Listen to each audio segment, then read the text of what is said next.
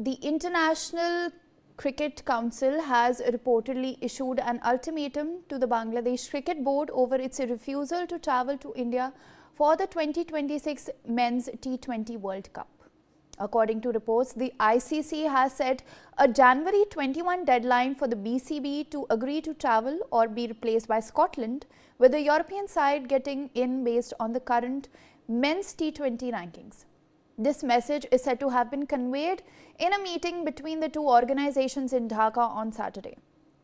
The BCB reiterated its demands to shift its matches from India, preferably to co-host Sri Lanka, due to security reasons.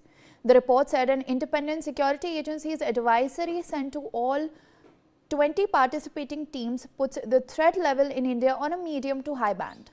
However, the ICC informed the BCB that there is no specific security threat against the Bangladeshi side or any particular team playing its matches in India.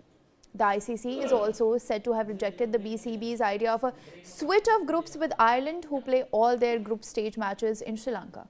The impasse between BCB and ICC has eked out to its third week now. Bangladesh are scheduled to play 3 of their group stage matches in Kolkata and a 4th in Mumbai, starting on the opening day, which is February 7th.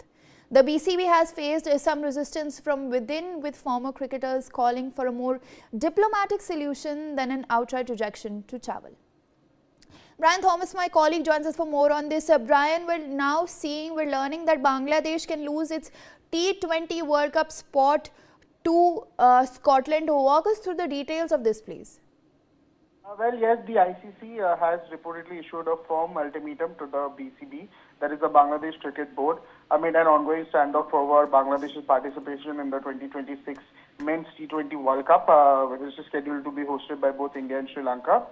According to what we are getting to know, the ICC has set a 21st January deadline for the BCB to confirm whether the Bangladeshi team will travel to India for the tournament, and failure to do so could result in Bangladesh being replaced by Scotland, with the European side next in line based on the current men's T20 ranking, as what we are getting to know. And even this message was also reportedly conveyed during a meeting between both ICC officials and BCB in Dhaka, marking the third week of deadlock between the two very bodies itself. Yes.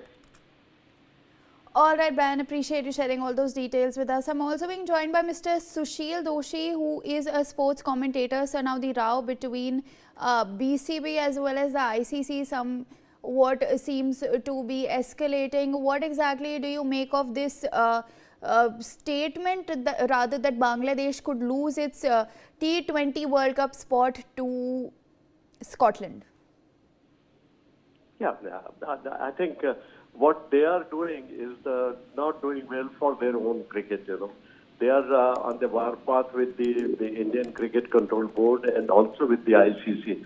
They know that the Indian Cricket Control Board has a lot of influence on the ICC, and whatever India BCCI would want or whatever Indian policy would be taken for granted by the ICC. So, I mean, it's in the good spirit and good health of Bangladesh if they abide by whatever India says, and what India says is not wrong, So it's the national policy, and BCCI has to follow whatever is the national policy. So the Bangladesh government, for their own benefit and for their own cricket's benefit, they should try to abide by the ICC requirements, They are on the war path for nothing, and this is destroying not only their country's cricket, but it is creating bigger enmity between India and Bangladesh for nothing, So there is already, India is trying to improve relationship, and it should take some time. And cricket is perhaps one of the middle path where they can, start playing, and relationships can improve with the passage of time. So Bangladesh should, rather than in anger and rather than in trying to fitting reply, because like it is said that if you're weak, your anger eats yourself, So you don't have to, react in anger. Rather than you have to understand the ground reality and then decide what is good for their cricket and what is good for their country.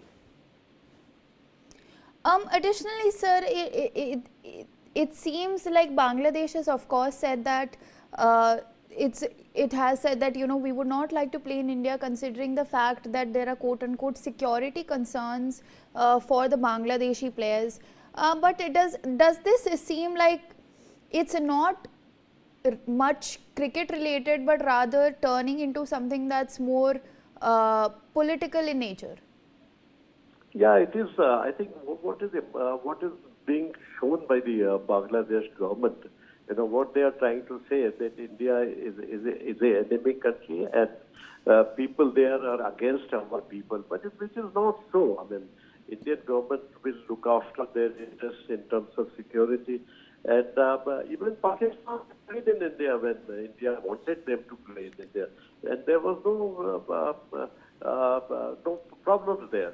So I think it is just false. What they do, they're trying to remain in the position that they are occupying, the ministers and the politicians. They want to continue this enmity fever. So that is the problem with their policy makers. But what they should understand is the benefit and the long-term health of the Bangladesh cricket. They are coming up in cricket. They should understand that India is the one country which has helped Bangladesh into the Test cricket status.